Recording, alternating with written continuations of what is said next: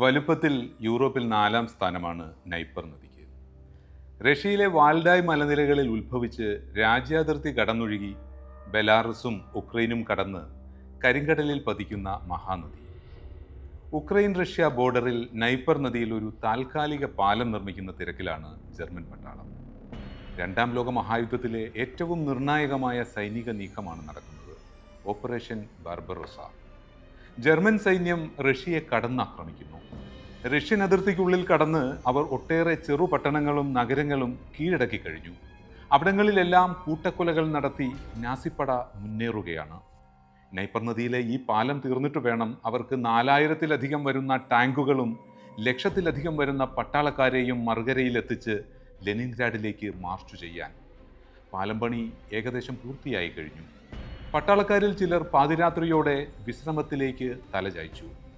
ചിലർ റഷ്യയുടെ യുദ്ധവിമാനങ്ങൾ പറന്നു വരുന്നുണ്ടോ എന്ന് നോക്കി റഡാറിൽ ഉറങ്ങാതിരിക്കുന്നു. ഇതൊരു നിർണായക നീക്കമാണ്.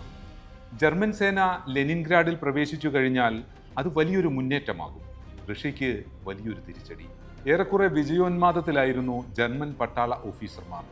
റഷ്യയുടെ വ്യോമസേനാ താവളങ്ങളിൽ പലതും ജർമ്മൻ യുദ്ധവിമാനങ്ങൾ ബോംബിട്ട് തകർത്തതിനാൽ റഷ്യയുടെ യുദ്ധവിമാനങ്ങൾ ഉടനെയൊന്നും ഇവിടേക്ക് എത്തില്ല എന്ന് ആ ഓഫീസർമാർക്ക് അറിയാം. പെട്ടെന്ന് ഇരുട്ടിൽ ഒരു ഇരമ്പം മുഴങ്ങി. ഒന്നിനു പിറകെ ഒന്നായി സൈനിക താവളത്തിൽ പലയിടങ്ങളിലായി ബോംബുകൾ വീണുപൊട്ടി. പണി ഏറെക്കുറെ പൂർത്തിയായ പാലം ബോംബാക്രമണത്തിൽ പല ഭാഗങ്ങളായി ചിതറി. വിമാനവേധ തോക്കുകൾ ആകാശത്തിൽ എന്തെങ്കിലും അടയാളങ്ങൾ കാണുന്നുണ്ടോ എന്ന് നോക്കി. ഇല്ല, കനത്ത ഇരുട്ട് മാത്രം. അവർ സെർച്ച് ലൈറ്റുകൾ ആകാശത്തേക്ക് തലങ്ങും വിലങ്ങും പായിച്ചു. ആ വെട്ടത്തിൽ അവർ ഒരു മിന്നായം പോലെ ഒരു കാഴ്ച കണ്ടു. സാധാരണ യുദ്ധവിമാനങ്ങളെക്കാൾ വലുപ്പത്തിൽ തീരെ ചെറിയ കുട്ടി വിമാനങ്ങൾ റഡാറുകൾക്ക് പിടിക്കാൻ പറ്റുന്ന ഉയരപരിധിക്കും താഴെ പറന്ന് അതാ അകലേക്ക് പോയി കഴിഞ്ഞിരിക്കുന്നു. അവർ ആ വിമാനങ്ങൾക്കു നേരെ വെടിയുതിർത്തു. പക്ഷേ അപ്പോഴേക്കും അവ യന്ത്രത്തോക്കുകളുടെ പരിധിയും കടന്ന് റഷ്യൻ മണ്ണിൽ തിരികെ എത്തിയിരുന്നു. പട്ടാളക്കാരുടെ ഏറെ നാളത്തെ പ്രയത്നത്തിൻ്റെ ഫലമായി കെട്ടിപ്പടുത്ത പാലം തകർന്നു. വെടിക്കോപ്പുകളെല്ലാം തകർന്നു. അസംഖ്യം പട്ടാള ബാരക്കുകൾ ഛിന്ന ഭിന്നമായിരിക്കുന്നു. കുറേ പട്ടാളക്കാർ മരിച്ചു, കുറേയേറെ പേർക്ക് പരിക്കേറ്റു. അതെ, ജർമ്മനിയുടെ വലിയൊരു മുന്നേറ്റം തകർക്കപ്പെട്ടിരിക്കുന്നു. തീയും പുകയും ഉയരുന്ന സൈനിക ക്യാമ്പ് നോക്കി അവശേഷിച്ച പട്ടാള ഓഫീസർമാർ തമ്മിൽ പറഞ്ഞു, നാഹ് തെക്സൻ. ജർമ്മനിയിൽ ആ വാക്കിൻ്റെ അർത്ഥം നൈറ്റ് വിച്ചസ് എന്നാണ്, രാത്രിയുടെ ദുർമന്ത്രവാദിനികൾ. സോവിയറ്റ് എയർഫോഴ്സിന്റെ 588-ാം നൈറ്റ് ബോംബർ റെജിമെന്റിനെ ജർമ്മൻ പട്ടാളം ഭീതിയോടെ വിളിച്ചിരുന്നത് ആ പേരാണ്. രാത്രിയിൽ റഡാറിന് പിടികൊടുക്കാതെ ശബ്ദമില്ലാതെ കുഞ്ഞൻ എയർക്രാഫ്റ്റിലെത്തി ജർമ്മനിയുടെ തന്ത്രപ്രധാന യുദ്ധനീക്കങ്ങളെല്ലാം തകർത്ത ആ റെജിമെന്റ് പെണ്ണുങ്ങൾക്ക് മാത്രമുള്ള ഒരു എയർവിംഗ് ആയിരുന്നു. പാടത്ത് പണിയെടുക്കുന്നവർ, ഫാക്ടറി ജോലിക്കാർ, തുന്നർ ജോലിക്കാർ, തെരുവ് സർക്കസുകാർ, അങ്ങനെ പല മേഖലയിൽ നിന്നുള്ളവർ. യുദ്ധത്തിൽ ഉറ്റവരെ നഷ്ടപ്പെട്ട ആ പെണ്ണുങ്ങൾ ജർമ്മനിയോട് പകരം ചോദിക്കാൻ ചാകുന്നെങ്കിൽ ചാകട്ടെ എന്ന ഊറ്റത്തോടെ പടക്കളത്തിലിറങ്ങിയൊരു ബോംബർ റെജിമെന്റ്. 2-ാം ലോക മഹായുദ്ധത്തിൽ കമ്മ്യൂണിസ്റ്റ് റഷ്യ വിജയകിരീടം ചൂടിയിട്ടുണ്ട് എങ്കിൽ അതിൽ നിർണായക പങ്കുവഹിച്ചത് റഷ്യയിലെ ഈ പെണ്ണുങ്ങളുടെ വിമാനം പറത്തലാണ്. അവർക്ക് ജർമ്മൻ പട്ടാളമിട്ട പേര് നൈറ്റ് വിച്ചസ്, അല്ലെങ്കിൽ രാത്രിയുടെ ദുർമന്ത്രവാദിനികൾ. നമ്മൾ പറയാൻ പോകുന്നത് അവരുടെ കഥയാണ്. നമസ്കാരം. ഹൈ ഒക്ടെയ്ൻ സ്റ്റോറി ടെല്ലിങ്ങിൻ്റെ പുതിയ ലക്കത്തിലേക്ക് സ്വാഗതം.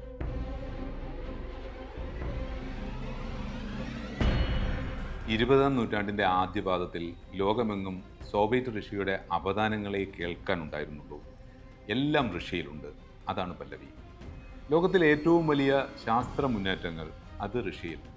ലോകത്തിലെ ഏറ്റവും മികച്ച സാഹിത്യം, അത് റഷ്യൻ സാഹിത്യം. സിനിമ, അത് റഷ്യൻ സിനിമ.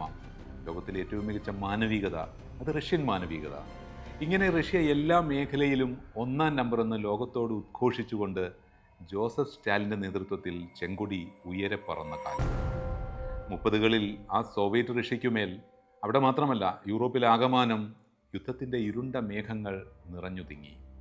അക്കാലത്ത് റഷ്യ ശ്രദ്ധിച്ചത് തങ്ങളുടെ അത്യാധുനിക ആയുധങ്ങളെപ്പറ്റി, സൈനിക ബാഹുല്യത്തെപ്പറ്റി ലോകത്തോട് വിളംബരം ചെയ്ത് ലോക രാജ്യങ്ങൾക്കിടയിൽ മേൽക്കൈ നേടുന്നതിനായിരുന്നു.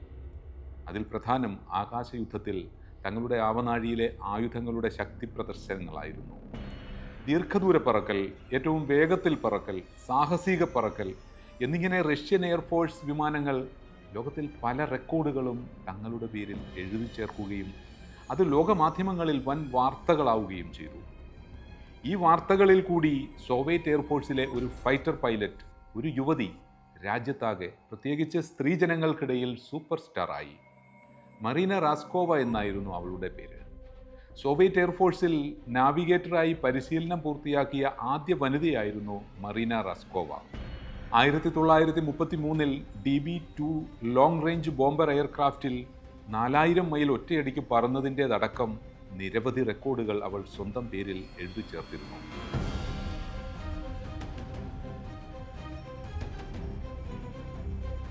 ലോകചരിത്രത്തിലെ ഏറ്റവും വലിയ സൈനിക മുന്നേറ്റമായിരുന്നു ഓപ്പറേഷൻ ബാർബറോസ. ജർമ്മനിയുടെയും അച്ചുതണ്ട് ശക്തികളിൽ ഉൾപ്പെട്ട മറ്റു രാജ്യങ്ങളുടെയും 38 ലക്ഷത്തോളം വരുന്ന പട്ടാളക്കാർ, 4000 ടാങ്കുകൾ, 5000 എയർക്രാഫ്റ്റുകൾ, ഇവയെല്ലാം റഷ്യൻ അതിർത്തിയിൽ തമ്പടിച്ചപ്പോഴും സ്റ്റാലിൻ അതൊരു ഭീഷണിയായി പരിഗണിച്ചില്ല. റഷ്യയെ ആക്രമിക്കാൻ, ലോകത്തിലെ ഏറ്റവും വലിയ സൈനിക ശക്തിയായ തങ്ങളെ ആക്രമിക്കാൻ ജർമ്മനി ധൈര്യപ്പെടില്ല എന്ന് തന്നെ സ്റ്റാലിൻ ഉറച്ചു വിശ്വസിച്ചു. 1942 ജൂൺ 22-ന് ആ വിശ്വാസം തകർന്നു. ഹിറ്റ്ലറുടെ വൻ സൈന്യം കിഴക്കോട്ട് മാർച്ച് ചെയ്ത് റഷ്യയുടെ അതിർത്തി കടന്നു. റഷ്യൻ സൈന്യത്തിന് ഒരു തട്ടുകേട് പറ്റി നിൽക്കുന്ന സമയമായിരുന്നു അത്. സൈന്യത്തിൽ പലതരത്തിലുള്ള അഴിച്ചുപണികൾ നടക്കുന്നതിനാൽ പല താക്കോൽ സ്ഥാനങ്ങളിലും ആളില്ലായിരുന്നു. വിരുദ്ധ രാഷ്ട്രീയത്തിലാണോ എന്ന് സംശയിക്കപ്പെട്ട് സൈനിക ഓഫീസർമാരെ KGBയുടെ നേതൃത്വത്തിൽ ഗുലാഗുകളിലേക്ക് അയച്ചിരുന്നു.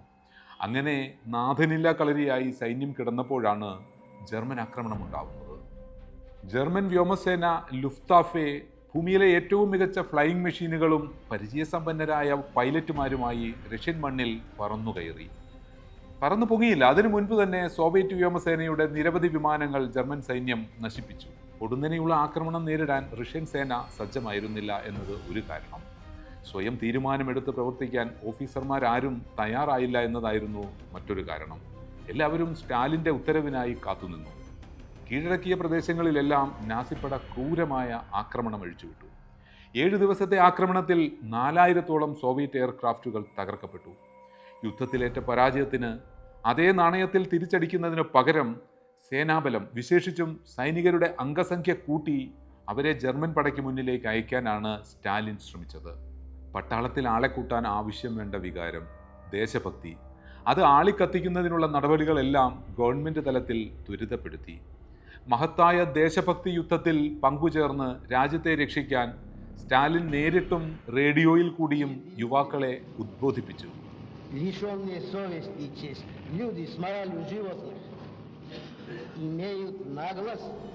മതിയായ പരിശീലനത്തെക്കാളും യുദ്ധോപകരണങ്ങൾ പോർമുഖത്തെത്തിക്കുന്നതിനേക്കാളും ആളെണ്ണമായിരുന്നു സ്റ്റാലിന് പ്രധാനം. സേനയിലേക്ക് കൂടുതൽ യുവാക്കൾ റിക്രൂട്ട് ചെയ്യപ്പെട്ടു. അങ്ങനെയൊക്കെ ആയിരുന്നിട്ടും നാസിപ്പടയുടെ ആക്രമണത്തിൽ സോവിയറ്റ് ചെമ്പട പരാജയപ്പെട്ടു നിന്ന ആ സമയത്ത് ചെയർമാൻ ജോസഫ് സ്റ്റാലിനെ കാണാൻ വ്യോമസേനയിലെ ഒരു വനിതാ പൈലറ്റ് അനുവാദം ചോദിക്കുന്നു. അത് മറ്റാരുമായിരുന്നില്ല, മറീന റാസ്കോവ. സാഹസിക പ്രകടനങ്ങൾ കൊണ്ട് സോവിയറ്റ് ജനതയുടെ മനസ്സിൽ താരപദവി നേടിയ മറീന റാസ്കോവയ്ക്ക് സ്റ്റാലിനുമായി മുൻപ് 2 തവണ സംസാരിച്ച പരിചയമുണ്ടായിരുന്നു. സോവിയറ്റ് സൈന്യമെന്നല്ല, ലോകത്ത് ഒരു രാജ്യത്തിൻ്റെയും സൈനികർക്കിടയിൽ പതിവില്ലാത്തൊരു അഭ്യർത്ഥനയുമായാണ് മറീന എത്തിയിരിക്കുന്നത്: സ്ത്രീകളെ യുദ്ധത്തിൽ നേരിട്ട് പങ്കെടുപ്പിക്കുക. വ്യക്തമായ പ്ലാനും പദ്ധതിയും മറീനയുടെ പക്കലുണ്ടായിരുന്നു. 3 വ്യോമയാന റെജിമെൻറ്റുകൾ രൂപീകരിക്കുക. യുദ്ധമായതിനാൽ യുദ്ധകാലാടിസ്ഥാനത്തിലെന്ന് പ്രത്യേകിച്ച് പറയേണ്ടതില്ലല്ലോ. അതിൽ 2 എണ്ണം പുരുഷന്മാരും സ്ത്രീകളും ഉൾപ്പെടുന്നത്. മൂന്നാമത്തേത് 588 നൈറ്റ് ബോംബർ റെജിമെൻ്റ് എന്ന പേരിൽ ഒരു സമ്പൂർണ്ണ വനിതാ റെജിമെൻ്റ് ആയിരിക്കണം. വ്യോമസേനാംഗങ്ങളും ഗ്രൗണ്ട് സ്റ്റാഫും എല്ലാവരും വനിതകൾ. യുദ്ധമുഖത്ത് സ്ത്രീകളെ അയക്കുന്നതിലും അത്തരം ധൈര്യവതികളായ സ്ത്രീകളെ കണ്ടെത്തുന്നതിലും ഉള്ള പ്രായോഗിക ബുദ്ധിമുട്ടുകളെക്കുറിച്ച് ഓഫീസർമാർ സംസാരിച്ചു തുടങ്ങിയപ്പോഴേക്കും റസ്കോവ അവർക്ക് മുന്നിൽ കയ്യിൽ കരുതിയിരുന്ന ബാഗ് കുടഞ്ഞിട്ടു. അതിൽ പൊട്ടിച്ചതും പൊട്ടിക്കാനിരിക്കുന്നതുമായ 100 കണക്കിന് കത്തുകൾ. സോവിയറ്റ് അമേലിയ ഇയർഹാർട്ട് എന്ന പേരിൽ പ്രശസ്തയായ രാജ്യത്തെ ആദ്യ വനിതാ പൈലറ്റിന് റഷ്യൻ സ്ത്രീകൾ അയച്ച കത്തുകളായിരുന്നു അത്. നാസിപ്പടയുടെ യുദ്ധവെറിയിൽ മക്കളെ നഷ്ടപ്പെട്ട അമ്മമാരും ഭർത്താക്കന്മാരെ നഷ്ടപ്പെട്ട ഭാര്യമാരും സഹോദരൻ നഷ്ടപ്പെട്ട സഹോദരിമാരും കാമുകന്മാരെ നഷ്ടപ്പെട്ട കാമുകിമാരും എല്ലാവരുമുണ്ട് ആ കത്തുകളിൽ. അവരുടെ വീടുകൾ നാസി ബോംബിങ്ങിൽ തകർന്നടിഞ്ഞിരുന്നു. ചിലരുടെ ഗ്രാമങ്ങൾ ഒന്നടങ്കം ചാരമായി. അവർ റാസ്കോവയോട് ആവശ്യപ്പെടുന്നത് ഒന്നു മാത്രം: നിങ്ങളെപ്പോലെ ഞങ്ങൾക്കും യുദ്ധത്തിൽ പങ്കെടുക്കണം. ഞങ്ങളുടെ പ്രിയപ്പെട്ടവരെ കൊന്ന നാസിപ്പടയോട് പകരം വീട്ടണം. ഞങ്ങൾക്കും സേനയിൽ ചേരണം. തീർച്ചയായും സേനയിൽ സ്ത്രീകളുണ്ടായിരുന്നു. അതെല്ലാം സപ്പോർട്ടിംഗ് സ്റ്റാഫുകൾ എന്ന നിലയിൽ മാത്രമായിരുന്നു. ഇപ്പോൾ ഈ കത്തയച്ചിരിക്കുന്ന സ്ത്രീകളുടെ ആവശ്യം അതല്ല. അവർക്ക് തോക്കെടുത്ത് പോരാടണം. അവർക്ക് വിമാനം പറത്തി നാസിപ്പടയുടെ തലയ്ക്കു മീതെ ബോംബിടണം. പ്രതികാരം, അതാണ് അവരുടെ ഏക ലക്ഷ്യം.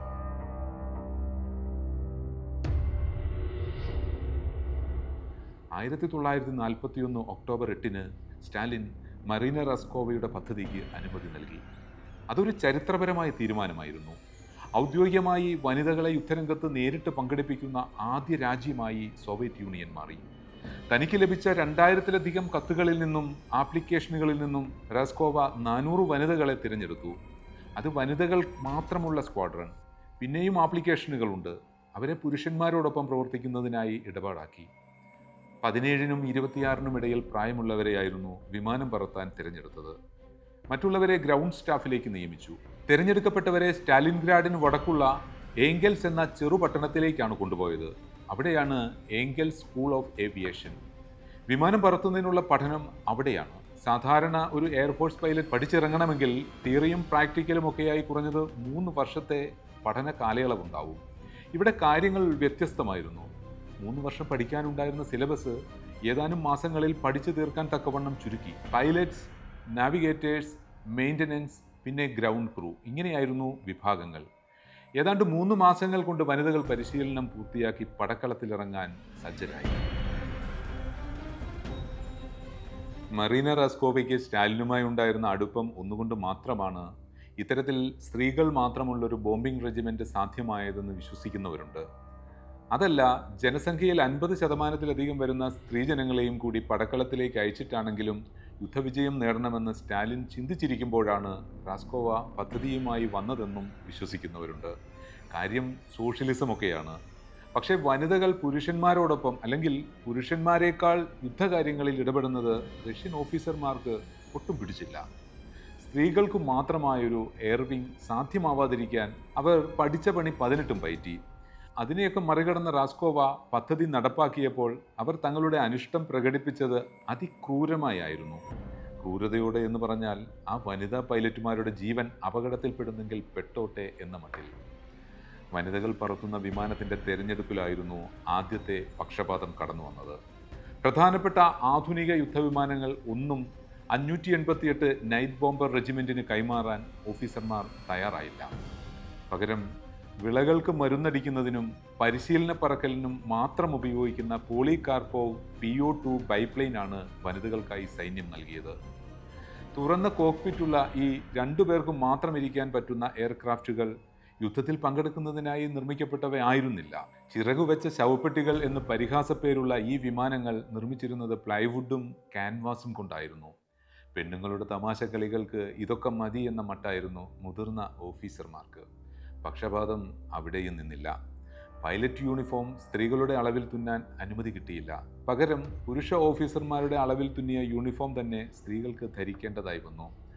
ഓവർ സൈസായ ഷർട്ടും പാൻറ്റും എങ്ങനെയും ബെൽറ്റിട്ട് മുറുക്കാമെന്ന് വയ്ക്കാം. പക്ഷേ ആണുങ്ങളുടെ കാലളവിന് നിർമ്മിച്ച ബൂട്ടുകൾ പെണ്ണുങ്ങൾക്ക് എങ്ങനെ പാകമാകാനാണ്? കിടക്ക കുത്തിക്കീറി അതിനുള്ളിൽ നിന്ന് പഞ്ഞി വലിച്ചെടുത്ത് ബൂട്ടിനുള്ളിൽ നിറച്ച് പാവങ്ങൾ അതിനും പരിഹാരം കണ്ടു. 588 നൈറ്റ് ബോംബർ റെജിമെന്റ് പടക്കളത്തിൽ ഇറങ്ങും വരെയേ ഈ സഹതാപവും പരിഹാസവുമൊക്കെ ഉണ്ടായിരുന്നുള്ളൂ. ആദ്യത്തെ ബോംബർ പ്ലെയിൻ ജർമ്മൻ ഒക്യുപ്പൈഡ് റഷ്യയിലെ തന്ത്രപ്രധാന ഇടങ്ങളിലെല്ലാം ബോംബിട്ട് തിരിച്ചെത്തിയതോടെ ഈ പരിഹാസമൊക്കെ ആരാധനയ്ക്കും അസൂയയ്ക്കും വഴിമാറി. വൈമാനികർക്ക് ആവശ്യം വേണ്ട പലതും പുരുഷന്മാർ പറത്തിയ വിമാനങ്ങളിൽ ഉണ്ടായിരുന്ന ലക്ഷറികൾ എല്ലാം തന്നെ 588 നൈറ്റ് ബോംബർ റെജിമെന്റിന് വേണ്ടെന്ന് വെച്ചു. പോളികാർപ്പോവ് PO-2 പ്ലെയിനിന് അധികം ഭാരം താങ്ങാനുള്ള ശേഷിയില്ല എന്നതായിരുന്നു ഓഫീസർമാർ പറഞ്ഞ കാരണം. പിന്നെ യുദ്ധകാലമായതിനാൽ മിലിറ്ററിക്ക് ഫണ്ടും കുറവ്. വനിതാ സേന കുറച്ചു നാളുകൾക്കകം പിരിച്ചുവിടേണ്ട അനാവശ്യ ബാധ്യതയാണ് എന്ന പുരുഷ ഓഫീസർമാരുടെ മനോഭാവം തന്നെയായിരുന്നു ഈ അവഗണനയ്ക്ക് പിന്നിൽ. ഒന്നോർത്തു നോക്കൂ, ഈ വിമാനങ്ങളിൽ പാരച്യൂട്ട് ഉണ്ടായിരുന്നില്ല. അതിന് ഭാരം കൂടുതലാണെന്ന് പറഞ്ഞ് വേണ്ട എന്ന് വെച്ചു. അതുപോലെ റഡാറില്ല, യന്ത്രവൽകൃത തോക്കുകളില്ല, റേഡിയോ ഇല്ല. ജർമ്മനിയുടെ അത്യന്താധുനിക പോർവിമാനങ്ങളോട് മത്സരിക്കാൻ സോഷ്യലിസ്റ്റ് റഷ്യയിലെ പെണ്ണുങ്ങൾ പടക്കിറങ്ങിയപ്പോൾ ആവശ്യ സാധനങ്ങൾക്ക് പകരം ആ കുട്ടി വിമാനങ്ങളിൽ ഉണ്ടായിരുന്നത് സ്റ്റോപ്പ് വാച്ച്, കോമ്പസ്, റൂളർ, മാപ്പ് പ്രിന്റ് ചെയ്ത ഒരു കഷ്ണം കടലാസ്, 2 പെൻസിൽ തുടങ്ങിയവ മാത്രം. 1948 ജൂൺ 28-ന് 588 നൈറ്റ് ബോംബർ റെജിമെന്റിന്റെ ആദ്യത്തെ കോമ്പാറ്റ് മിഷൻ അരങ്ങേറി. മേജർ യെവ്ഡോക്കിയ ബെരഷാൻസ്കിയ എന്ന യുവതിയായിരുന്നു ആദ്യത്തെ വിമാനം പറപ്പിച്ചത്. ഡോൺ നദിക്ക് കുറുകെ പറന്ന് ജർമ്മനി കീഴടക്കിയ റഷ്യൻ നഗരമായ ബെയല്ലി കൊളറ്റേസിലെ നാസി പാളയങ്ങൾ ബോംബിട്ട് തകർത്ത് തിരികെ എത്തുക എന്നതായിരുന്നു അവൾക്കുള്ള ദൗത്യം. അർദ്ധരാത്രിക്ക് ശേഷമായിരുന്നു സമയം നിശ്ചയിച്ചിരുന്നത്. PO-2 വിമാനം പറന്നുയർന്നു. വിമാനത്തിൽ അന്നത്തെ കണക്കിലുള്ള മോഡേൺ സംവിധാനങ്ങൾ ഒന്നുമില്ലായിരുന്നുവെങ്കിലും ലാൻഡ്മാർക്കുകളും വെളിച്ചത്തുരുത്തുകളും നോക്കി കൃത്യമായ സമയം ഗണിച്ച് വിമാനം ലക്ഷ്യസ്ഥാനത്തിന് കുറച്ചകലെ എത്തുന്നു. പെട്ടെന്ന് വിമാനത്തിൻ്റെ എൻജിൻ ഐഡിലായി. റഷ്യയിലെ അസ്ഥി ഉറയുന്ന തണുപ്പിൽ തുറന്ന വിമാനത്തിൽ 2 വനിതകൾ. എൻജിൻ സ്റ്റാളായതും വിമാനം താഴേക്ക് ഗ്ലൈഡ് ചെയ്തു തുടങ്ങി. പ്രൊപ്പല്ലറിൻ്റെ ശബ്ദം ഒഴിവാക്കി വിമാനവേധ തോക്കുകളെ കബളിപ്പിച്ച് കൃത്യസ്ഥലത്ത് ബോംബ് വർഷിച്ച് ആ നിമിഷത്തിൽ ട്രോട്ടിൽ കൊടുത്ത് എൻജിൻ ഇരപ്പിച്ച് വായുവിലൊരു യൂട്ടേൺ എടുത്ത് പറന്നുയർന്ന് തിരികെ ഡോൺ നദി കടക്കുന്നു. അപ്പോൾ കാണാം താഴെ നാസിപ്പടയുടെ പാളയം കത്തിയെരിഞ്ഞ് അഗ്നിജ്വാലകൾ ഉയരുന്ന കാഴ്ച. മേജർ യെവ്ഡോക്കിയ ബെരഷാൻസ്കിയ പറപ്പിച്ച ആ ഒരൊറ്റ വിമാനം മാത്രമല്ല അന്നേ രാത്രിയിൽ അതിർത്തി കടന്ന് ജർമ്മൻ പാളയത്തെ തീയിരിച്ചത്. അന്നേ ദിവസം 17 വിമാനങ്ങൾ വിമാനവേധ തോക്കുകളെ കബളിപ്പിച്ച് ജർമ്മൻ പടയ്ക്ക് അപ്രതീക്ഷിത പ്രഹരം നൽകി സുരക്ഷിതരായി തിരിച്ചെത്തി. സോവിയറ്റ് റഷ്യയുടെ ഉന്നത മിലിറ്ററി ഓഫീസർമാർക്ക് മിണ്ടാട്ടം മുട്ടിപ്പോയി. തങ്ങൾ തഴഞ്ഞും പരിഹസിച്ചും ചവിട്ടിത്തേച്ചിട്ടവർ സ്വപ്നത്തിൽ പോലും ചിന്തിക്കാൻ പറ്റാത്ത നേട്ടം കൈവരിച്ചത് അവരെ തെല്ലൊന്നുമല്ല ലജ്ജിപ്പിച്ചത്. ഇത് ഇവിടുത്തെ കഥ. അവിടെ ജർമ്മൻ പാളയത്തിലോ എന്താണ് ആ രാത്രിയിൽ സംഭവിച്ചതെന്ന് അവർക്ക് ഒരു എത്തും പിടിയും കിട്ടിയില്ല. അതിർത്തി കടന്ന് വിമാനമെത്തിയാൽ അറിയാൻ റഡാറുകളുണ്ട്. വിമാനവേധ തോക്കുകളുമായി ജാഗരൂകരായിരിക്കുന്ന പട്ടാളക്കാർ എല്ലാ പോയിന്റിലും കാവലുണ്ട്. ചെറിയൊരു ശബ്ദം കേട്ടാൽ പോലും അവരങ്ങോട്ട് ചറപറ വെടിവെക്കും. ആർക്കും ഒന്നും ചെയ്യാനൊത്തില്ല. കനത്ത നാശമാണ് ഉണ്ടായിരിക്കുന്നത്. ഓഫീസർമാർ തമ്മിൽ നോക്കി. ഇതെങ്ങനെ സംഭവിച്ചു? മായമോ മന്ത്രമോ? പാറാവ് നിന്ന പട്ടാളക്കാർ ഒരു കാര്യം മാത്രം അപ്പോഴോർത്തു. ബോംബ് വീഴും മുൻപ് വിമാനത്തിന്റെ ശബ്ദമൊന്നും കേട്ടില്ല. പകരം അപരിചിതമായ മറ്റൊരു ശബ്ദമുണ്ടായിരുന്നുവെന്ന് അവർ ഓർമ്മിച്ചെടുത്തു. അതെ, അതൊരു ചൂലിന്റെ ശബ്ദമായിരുന്നു. ചൂലുകൊണ്ട് തൂത്തുവാരും പോലെ ഒരു ശബ്ദം. പിന്നെ ആ ശബ്ദത്തെ പറ്റിയായി ചർച്ച. പാശ്ചാത്യരുടെ യക്ഷി സങ്കല്പങ്ങളിൽ ചൂലിന് പ്രധാന സ്ഥാനമുണ്ട്. വിച്ചുകൾ, അതായത് ദുർമന്ത്രവാദിനികൾ യാത്ര ചെയ്യുന്നത് പറക്കും ചൂലിലിരുന്നാണ്. ഇനി അങ്ങനെ വല്ലതുമാണോ സംഭവിച്ചത്? നട്ടപ്പാതിരായിക്ക് ചറപറ ബോംബ് വന്ന് തലയ്ക്കുമേൽ വീഴുന്നു. വിമാനവും കാണാനില്ല, പ്രൊപ്പല്ലറിന്റെ ശബ്ദവും കേൾക്കാനില്ല. ഇത് ദുർമന്ത്രവാദമല്ലാതെ മറ്റെന്താണ്? അങ്ങനെയാണ് 588 നൈറ്റ് ബോംബർ റെജിമെന്റിന് ആ പേര് വീഴുന്നത്. നൈറ്റ് വിച്ചസ്, രാത്രിയുടെ ദുർമന്ത്രവാദിനികൾ. തുടർന്നങ്ങോട്ട് 2ാം ലോകയുദ്ധം അവസാനിക്കുന്നതുവരെ, അതായത് ജർമ്മനി കീഴടങ്ങുകയും ഇത്രയേറെ നരമേധം നടത്തിയ ഏകാധിപതി അഡോൾഫ് ഹിറ്റ്ലർ തലയ്ക്കകത്തേക്ക് ചെറിയൊരു വെടിയുണ്ട കടത്തിവിട്ട് ജീവിതം അവസാനിപ്പിക്കുകയും ചെയ്യുന്നതുവരെ നൈറ്റ് വിച്ചസ്, രാത്രിയുടെ ദുർമന്ത്രവാദിനികൾ ജർമ്മൻ പട്ടാളക്കാരുടെ ചെവികളിൽ ചൂലുകൊണ്ട് തൂക്കുന്ന ശബ്ദം കേൾപ്പിച്ചുകൊണ്ടേയിരുന്നു. ഓരോ പ്ലെയിനിൻ്റെയും കോക്പിറ്റിൽ 2 പേരുണ്ടാവും. പൈലറ്റ് മുൻപിൽ, നാവിഗേറ്റർ പിന്നിൽ. ഒറ്റയ്ക്കൊറ്റയ്ക്കല്ല, പകരം സംഘങ്ങളായിട്ടായിരുന്നു കോമ്പാറ്റ് മിഷനുകൾ മിക്കതും നടപ്പാക്കിയിരുന്നത്. താഴ്ന്നു പറക്കുന്ന ഈ വിമാനങ്ങൾ ജർമ്മൻകാരുടെ തോക്കുകൾക്ക് ഒരു ഈസി ലക്ഷ്യമാകുമെന്നതിനാൽ രാത്രിയിൽ മാത്രമായിരുന്നു ആക്രമണങ്ങൾ പ്ലാൻ ചെയ്തിരുന്നത്. ആദ്യം ഒരു വിമാനം ശബ്ദം കേൾപ്പിച്ചുകൊണ്ട് അല്പം ഉയരത്തിൽ പറക്കും. അത് ബെയ്റ്റ് പ്ലെയിനാണ്. ഇരയിട്ട് കൊടുക്കുന്നത് പോലെ ഒരു തന്ത്രം. അപ്പോൾ സെർച്ച് ലൈറ്റുകൾ തെളിയുകയും നാലുപാടും ലൈറ്റ് അടിക്കുകയും ചെയ്യും. ലക്ഷ്യം ക്ലിയറായി.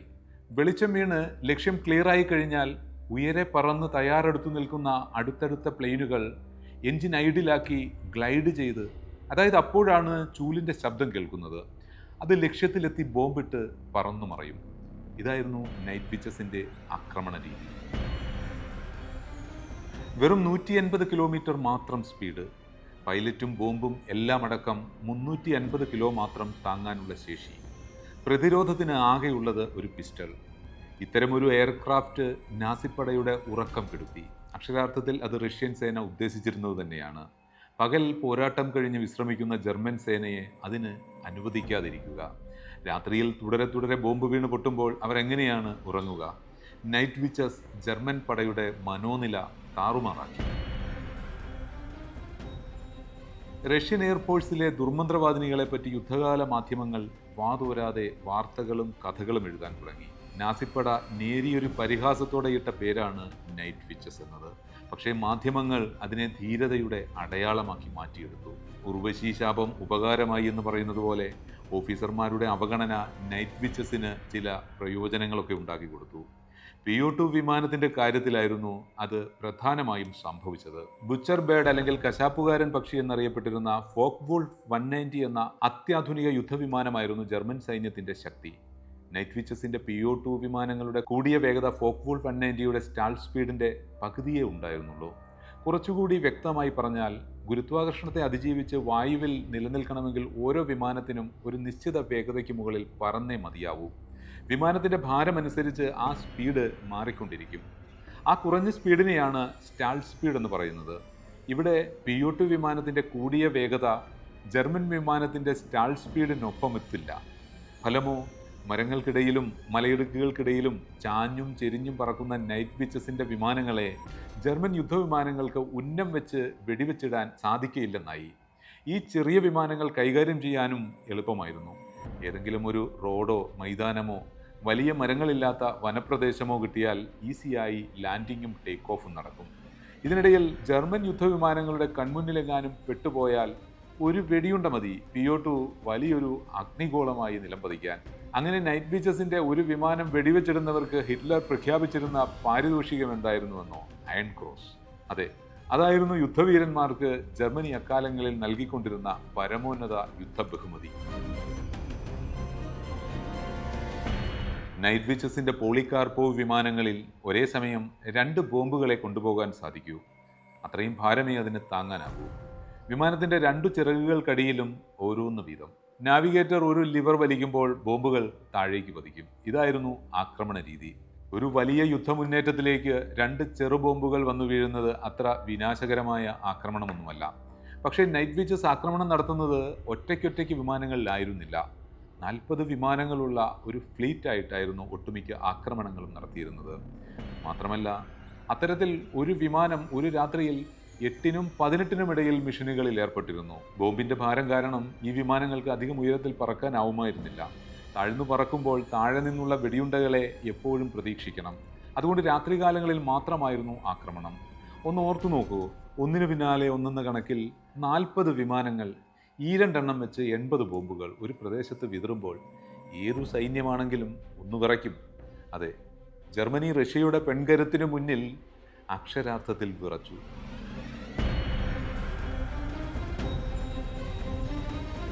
റഷ്യൻ സൈന്യം യുദ്ധത്തിൽ മേൽക്കൈ നേടി. അതോടെ ആദ്യത്തെ അവഗണന മാറി സൈന്യം റെജിമെന്റിന്റെ പേര് മാറ്റി അവരെ അംഗീകരിച്ചു. 1943 ഒക്ടോബർ മുതൽ 580 നൈറ്റ് ബോംബർ റെജിമെന്റ് 46ാമത് Taman guards night bomber aviation regiment എന്ന പേരിൽ അറിയപ്പെടാൻ തുടങ്ങി. ഏറ്റവും ഉയർന്ന മിലിറ്ററി യൂണിറ്റുകൾക്ക് മാത്രമേ ഗാർഡ്സ് എന്ന ടൈറ്റിൽ നൽകുക പതിവുണ്ടായിരുന്നുള്ളൂ. ആ ടൈറ്റിൽ തങ്ങളുടെ യൂണിറ്റിന് ഈ സ്ത്രീകൾ നേടിയെടുത്തു. അവർ സോവിയറ്റ് യൂണിയനിലെ മുഴുവൻ സ്ത്രീകളുടെയും പ്രതീക്ഷയും പ്രചോദനവുമായി. രാജ്യത്തിനകത്തും പുറത്തും വിതരണം ചെയ്യപ്പെട്ട പ്രൊപ്പഗൻഡ സിനിമകളിലും ന്യൂസ് ആർട്ടിക്കിളുകളിലും സോവിയറ്റ് യൂണിയനിലെ ബോംബർ വിമാനങ്ങളിലെ പറക്കുന്ന പെണ്ണുങ്ങൾ ഫീച്ചർ ചെയ്യപ്പെട്ടു. അവരെപ്പോലെയാകാൻ, നൈറ്റ് വിച്ചസിന്റെ ഭാഗമാകാൻ എല്ലാവരും കൊതിച്ചു. റഷ്യയിൽ എന്ന പോലെ ജർമ്മൻ പട്ടാളത്തിലും ജനങ്ങൾക്കിടയിൽ നൈറ്റ് വിച്ചസ് മാത്രമായിരുന്നു സംസാര വിഷയം. അവരെക്കുറിച്ചുള്ള വിചിത്ര കഥകൾ ജർമ്മനിയിലും റഷ്യയിലെ ചില പ്രദേശങ്ങളിലും പരക്കെ പ്രചരിച്ചു. അവയിൽ ചിലതൊക്കെ അതീവ രസകരങ്ങളായ കഥകളായിരുന്നു. വധശിക്ഷയ്ക്ക് വിധിക്കപ്പെട്ട് ജയിലിൽ കഴിയുന്ന സ്ത്രീകളെയാണ് വിമാനം പറത്താൻ പരിശീലനം നൽകി നൈറ്റ് വിച്ചസ് രൂപീകരിച്ചിരിക്കുന്നതെന്നായിരുന്നു ഒരു കഥ. ജീവനിൽ ഭയമില്ലാത്ത മട്ടിൽ പെണ്ണുങ്ങൾ പോരാടുന്നത് കണ്ടാൽ ആരും അങ്ങനെ വിചാരിച്ചു പോകുമായിരുന്നു. ഒരിടത്തല്ലെങ്കിൽ മറ്റൊരിടത്ത് രാത്രികളിലെല്ലാം അവർ ഉറക്കിളച്ച് ബോംബിംഗ് നടത്തുന്നതിനുമുണ്ടായി കഥ. 24 മണിക്കൂർ ഉണർന്നിരിക്കുന്നതിനും ക്ഷീണം തോന്നാതിരിക്കുന്നതിനുമുള്ള പരീക്ഷണം നടത്തുന്ന ഗിനി പിഗുകളാണ് നൈറ്റ് വിച്ചസിലെ പെണ്ണുങ്ങളെന്നായിരുന്നു ആ കഥ. യുദ്ധം കഴിയുമ്പോൾ അവരെല്ലാം കുഴഞ്ഞു വീണ് മരിക്കുമത്രേ. കഥകളിൽ നൈറ്റ് വിച്ചസ് വളർന്നു. പടക്കളങ്ങളിൽ അവർ മുൻപിൻ നോക്കാതെ പൊരുതി. അവർ അവരുടേതായ 12 കൽപ്പനകളുണ്ടാക്കി. സ്ത്രീ ആയിരിക്കുന്നതിൽ അഭിമാനിക്കുക എന്നതായിരുന്നു അതിൽ ഒന്നാമത്തേത്. നാസികൾക്കെതിരെ അവസാന ശ്വാസം വരെയും പോരാടുക എന്നതായിരുന്നു അതിൽ 12ാമത്തേത്.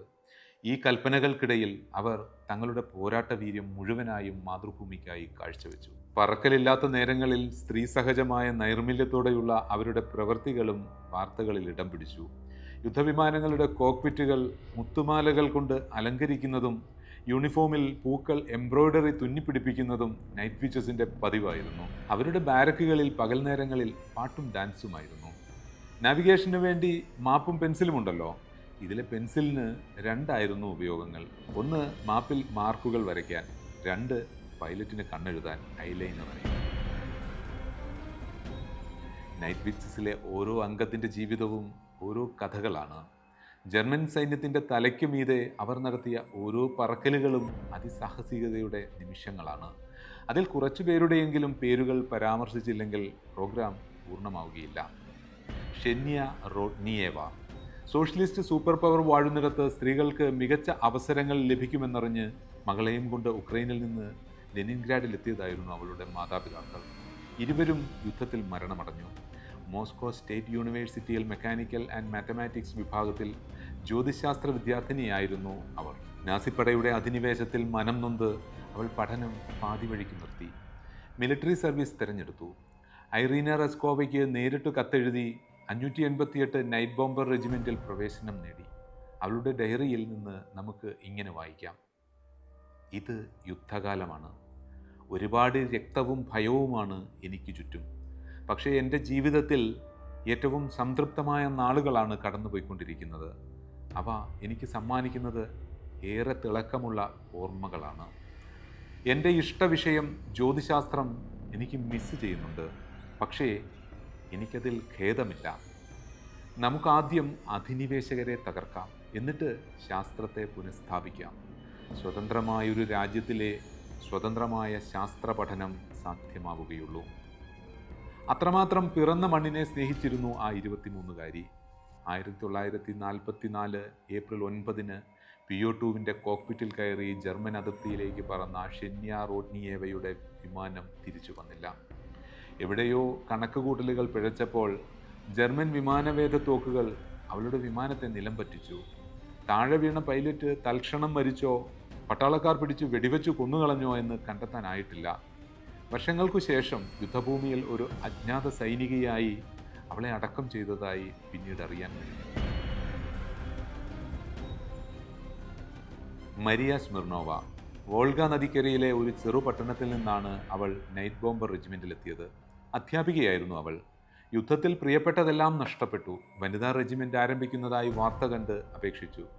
ഒരു സ്റ്റുഡൻറ് പ്രോഗ്രാമിൻ്റെ ഭാഗമായി ഫ്ലൈയിങ് പരിശീലനം നേടിയിരുന്നതിനാൽ റെജിമെൻറ്റിൻ്റെ ഡെപ്യൂട്ടി കമാൻഡൻ്റായി നേരിട്ട് നിയമനം ലഭിച്ചു. യുദ്ധത്തിൽ സ്ത്രീകളുടെ പങ്കിനെക്കുറിച്ച് ചോദിച്ചപ്പോൾ ഒരു ഡോക്യുമെൻ്ററിയിൽ മരിയ സ്മിർനോവ ഇങ്ങനെ പറയുന്നുണ്ട്: അന്ന് പറക്കുന്നതിനിടയിൽ ഞങ്ങൾ റെജിമെൻറ്റിലെ സ്ത്രീകൾ എന്താണ് ചിന്തിച്ചത്? യുദ്ധം സ്ത്രീയുടെ ജോലിയായിരുന്നുവെന്നോ? തീർച്ചയായും അല്ല. ഫാസിസ്റ്റുകൾ ചവിട്ടിമെതിച്ച ഞങ്ങളുടെ സുന്ദരമായ മാതൃരാജ്യത്തെക്കുറിച്ച് മാത്രം ഞങ്ങൾ ചിന്തിച്ചു. അവിടുത്തെ ജനങ്ങൾക്കു വേണ്ടി പ്രതിരോധം തീർക്കേണ്ടത് ഞങ്ങളുടെ ഉത്തരവാദിത്തമാണ് എന്നും ചിന്തിച്ചു. എനിക്ക് എൻ്റെ സ്ക്വാഡ്രണിൽ 10 പൈലറ്റുമാരും 10 നാവിഗേറ്റർമാരും ഉണ്ടായിരുന്നു. ഞങ്ങൾ മുന്നണിയിൽ കൂടി പറന്നു. ജർമ്മൻ പീരങ്കികളാൽ ശക്തിപ്പെടുത്തിയ 3 പ്രതിരോധ നിരകളെ ഭേദിച്ച് ഫാസിസ്റ്റ് വിമാനത്താവളങ്ങൾ, റെയിൽവേ സ്റ്റേഷനുകൾ, ട്രാക്കുകൾ, ഫീൽഡ് ഹെഡ്ക്വാർട്ടറുകൾ, പാലങ്ങൾ തുടങ്ങിയ ലക്ഷ്യങ്ങൾ ബോംബിട്ടു തകർത്തു. പലപ്പോഴും വെടിയുണ്ടകളിൽ നിന്ന് തലനാരിഴയ്ക്കായിരുന്നു രക്ഷപ്പെടൽ. കൂടെ പറക്കുന്ന പലരെയും തിരികെ ബേസ് ക്യാമ്പിലെത്തുമ്പോൾ ജീവനില്ലാതെ കാണുന്നത് പതിവായിരുന്നു. ചെറിയ വിമാനങ്ങളായിരുന്നു ഞങ്ങളുടേത്. ഒരു വെടിയുണ്ട ഏറ്റാൽ പോലും കടലാസിന് തീപിടിക്കുന്നത് പോലെ കത്തുന്നവ. മറീന റസ്കോവ. അതെ, 588 നൈറ്റ് ബോംബർ റെജിമെന്റ് എന്ന വനിതാ യൂണിറ്റിന്റെ സ്ഥാപക, റഷ്യയിലെ ആദ്യ വൈമാനിക, അക്കാലത്ത് ലോകത്തിലെ ഏറ്റവും മികച്ച വൈമാനിക എന്ന് പേരെടുത്ത അമേരിക്കക്കാരി അമേലിയ ഇയർഹാർട്ടിന്റെ പേരു ചേർത്ത് റഷ്യൻ അമേലിയ ഇയർഹാർട്ട് എന്ന് വിളിപ്പേരുണ്ടായിരുന്നവൾ.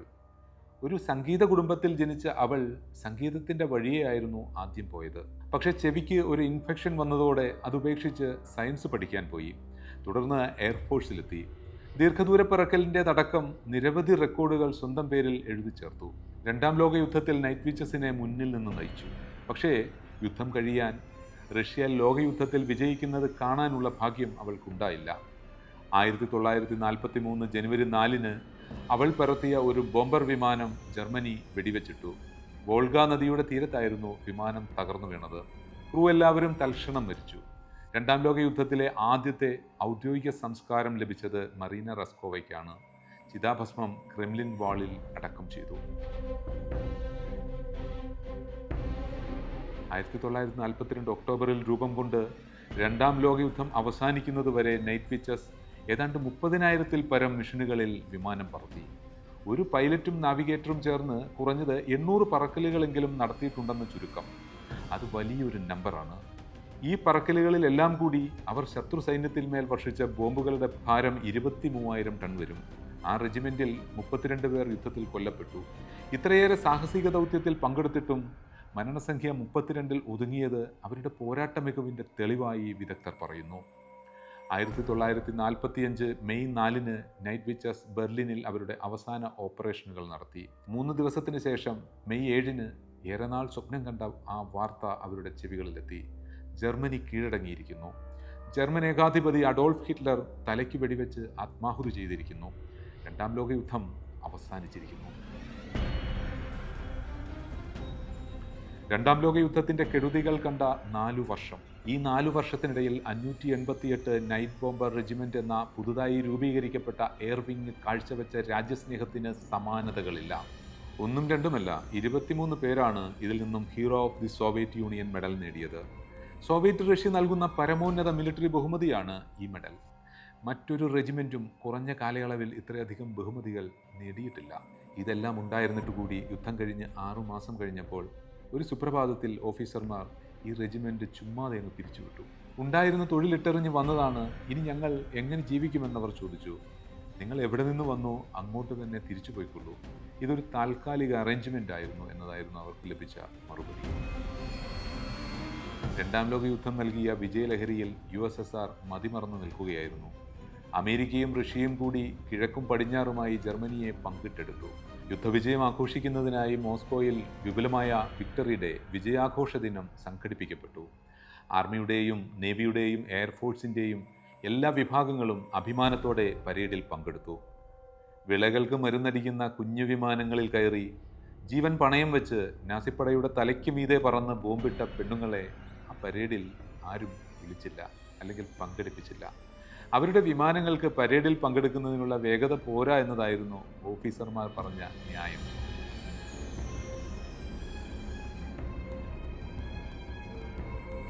റെജിമെന്റ് പിരിച്ചുവിട്ടതോടെ ആ ധീരദേശാഭിമാനികളായ സ്ത്രീകൾ പല കാരണങ്ങളാൽ അപ്പോൾ 309 പേരായിരുന്നു റെജിമെന്റിൽ അവശേഷിച്ചിരുന്നത്. അവർ തങ്ങളുടെ പഴയ ജീവിതത്തിലേക്ക് തിരികെ പോന്നു. ചിലർ പാടത്ത് പണിക്കിറങ്ങി, ചിലർ കുട്ടികൾക്ക് അക്ഷരമാല പറഞ്ഞു കൊടുക്കാൻ പോയി, ചിലർ ഫാക്ടറികളിൽ ദിവസക്കൂലിക്ക് വിയർപ്പൊഴുക്കി, മറ്റു ചിലരാവട്ടെ കല്യാണവും കുട്ടികളെ വളർത്തലുമൊക്കെയായി വെറുതെ വീട്ടിൽ കൂടി. അവരുടെയെല്ലാം പിൽക്കാല ജീവിതത്തിൽ ഒരു പ്രവൃത്തിയിൽ സമാനതകളുണ്ടായിരുന്നു. എവിടെയാണെങ്കിലും ഏതു ജോലിയിൽ ഏർപ്പെട്ടിരിക്കുമ്പോഴാണെങ്കിലും ആകാശത്തൊരു വിമാനത്തിൻ്റെ ഇരമ്പം കേട്ടാൽ അവർ പണിയെല്ലാം നിർത്തി പുറത്തിറങ്ങി മേലേക്ക് നോക്കി നിൽക്കും. പിന്നൊരു നെടുവീർപ്പോടെ ചെയ്തുകൊണ്ടിരുന്ന പണിയിലേക്ക് തിരികെ പ്രവേശിക്കുമ്പോൾ ഈ കഥയൊന്നും അറിയാത്ത സഹപ്രവർത്തകർ അവരോട് എന്തുപറ്റി, മൂഡ് ഓഫ് ആയിരിക്കുന്നല്ലോ എന്ന് ചോദിക്കും. മുഖമുയർത്താതെ അതിനവർ ഒന്നുമില്ല എന്ന് മറുപടി പറയും. അവരുടെ കണ്ണുകൾ നിറഞ്ഞിരിക്കുന്നതായി അടുത്തു നിൽക്കുന്നവർ അറിയുക പോലുമില്ല. നന്ദി. റഷ്യയിലെ നൈറ്റ് വിച്ചസിൻ്റെ കഥ ഇവിടെ പൂർണ്ണമാവുന്നു. പുതിയൊരു കഥയുമായി അടുത്ത ലക്കത്തിൽ വീണ്ടും കാണാം. നമസ്കാരം.